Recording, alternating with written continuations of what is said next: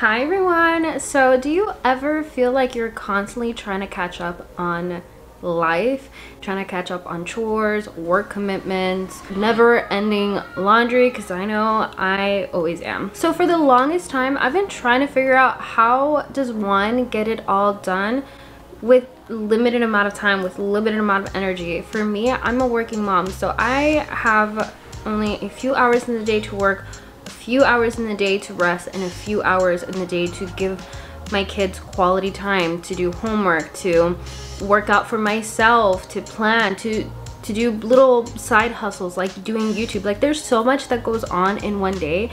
I've had the hardest time pushing and pulling how to figure out how to get everything done when you don't even have the time or the energy. But then something changed in me and I figured out why this was happening. So I'm going to teach you guys the 3 things that I changed in my life that truly helped transform me and my lifestyle, and how I just streamline everything and how I can actually get things done. The 3 things that you will learn in this video is how to boost your energy so you can get the things done, how to utilize your peak hours. We will discuss what peak hours are in this video, so stay tuned. And then number 3, how to detect what is procrastination / laziness versus low or no energy days, because there's a huge difference between both. As a working mom, the worst feeling in the entire world is coming home and having to do more work on top of the work that I already did. It takes up so much of my mental exhaustion and physical exhaustion, having to just try to get it done in one day. And then if I just leave it for the next day, things just keep piling up and piling up and piling up, and then until it's unmanageable and I have to spend an entire day having to clean all that up. The thing that I did to boost my energy, which has helped a lot, is outsourcing my help. So outsourcing my help can either mean a couple of things.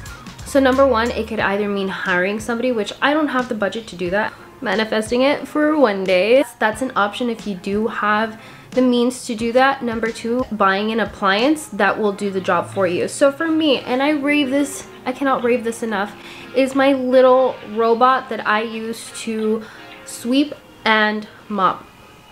So it is by the brand Narwhal. I am not sponsored by them at all. I just really enjoy the product because it truly does take away that task off of my plate and allows me to have the time to be able to read books, to be able to do my little projects that I'm doing on the side, to be able to help my son with his homework. It also helps me keep the house cleaner. All I have to do is just pick everything up from the floor, put the little app for it to sweep them up, and then it'll go ahead and do that. Right now we live in such a digital world, so finding an appliance that can actually do that for you is pretty incredible, because before we would have to take out the broom and the stick and the dustpan and have to do it all ourselves. Now we could just have a magical little app that connects to Bluetooth and Wi-Fi and it'll just do it right for you. Another way you can outsource your help is using apps for food. Not sponsored by them by any means, but things like HelloFresh, or I think the other one's like Blue Apron, having meals sent to your house so that way you can go ahead and cook them and you don't have to worry about meal prepping. You don't have to worry about having to come up with a meal planner because the meals are already set up and they're set up with just enough ingredients. Outsourcing your help can also mean delegating a task to another person. So think about this. The teachers in classrooms delegate tasks to kids that they can do. I've seen it in the classroom. I was a teacher assistant for about 6 years. So I've seen it happen where they'll delegate tasks like passing out papers, passing out pencils, cleaning up the trash, cleaning up their area. So things that they can be able to do. As your kid grows older, the more responsibilities they'll have. So for me, that I have a 9-year-old and a 1-year-old, the amount of responsibilities they can have is vastly different. My 9-year-old can do so much that my 1-year-old cannot. My 9-year-old can be able to put away his groceries. Oh my god, not yet. He can help put away his clothes. He can help me put away the dishes.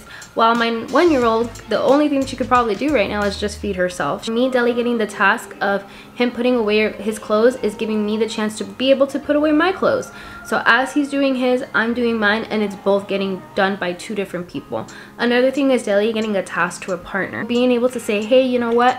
we're gonna split these chores. You're gonna be doing the dishes while I do the cooking. You will clean the living room while I clean the restroom. Splitting up the tasks between people so that the load just doesn't fall all on you. How do you do all of that when you don't have the energy to do it? For me, one thing that I figured out, and this is like my secret sauce and my secret of how I can find the energy to do it, is utilizing my peak hours. So what does that mean? When do I have the most energy and when do I have the least amount of energy? So whenever I have the most amount of energy, that is when I'm getting creative. That's where I'm getting my things done. That's where I'm being the most productive. When I have the least amount of energy, I'm not doing anything. I'm laying down, I'm on TikTok, I'm giving the rest that I need in order to energize myself again to hit that other peak that's coming. I want to give you guys a little bit of homework because this is the only way that you're going to be able to figure out how to utilize your peak hours.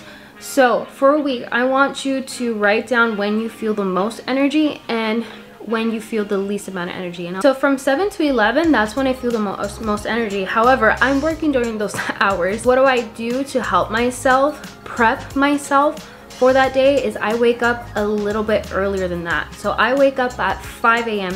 every single morning to help myself prep for that busiest time of my day. And then by the end of my work day, which is around 2 p.m. when I start feeling the dip, that's when I'm making sure that I go home and take the rest that I need. So rest is just as important as you having the energy to get your stuff done. You'll be putting in so much more energy in trying to get stuff done when you have no energy versus if you do have the energy and you just get it done. I come back home from work, which is around 3 o'clock. I give myself an hour. Screen time is prime time in this house when we come back home because I give myself an hour of screen time for everybody. So my son gets his iPad, my daughter gets TV time, and then I get to scroll on TikTok for an hour.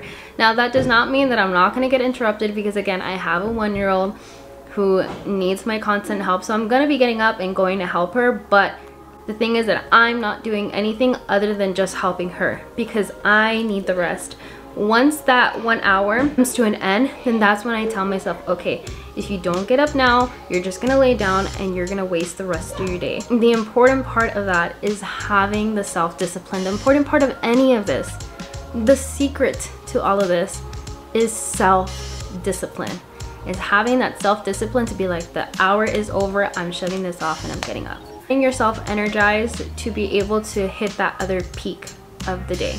So how do you know when it's procrastination / laziness versus low energy days? So this is super important. So it's kind of like a checklist. Let's say you have a task. Let's say the task is wash the dishes. So you ask yourself, do I have the time to wash the dishes? Yes. Do I have the energy to wash the dishes? Yes. Do I want to wash the dishes? No. That's when it's procrastination versus laziness. Now, if you ask yourself when you have low or no energy, you ask yourself the same questions. Do I have the time? Yes. Do I want to do this? Yes. Do I have the energy for it? No. That's when you take the time to rest and give yourself that grace of like, I don't have to do this right now because I don't have the energy. I'm putting in more energy trying to get myself up and trying to clean these dishes. And that's when you're in like that burnout territory. It's better for you to just give yourself that hour rest. And once that hour is over, have self-discipline to get up and go do it, because once it's done, it's over. You don't have to do it again. It takes time to just get there. If you want to take inspiration from my morning routine, please go ahead and watch this video for my morning mom routine on a school day. Thank you so much for watching. Bye.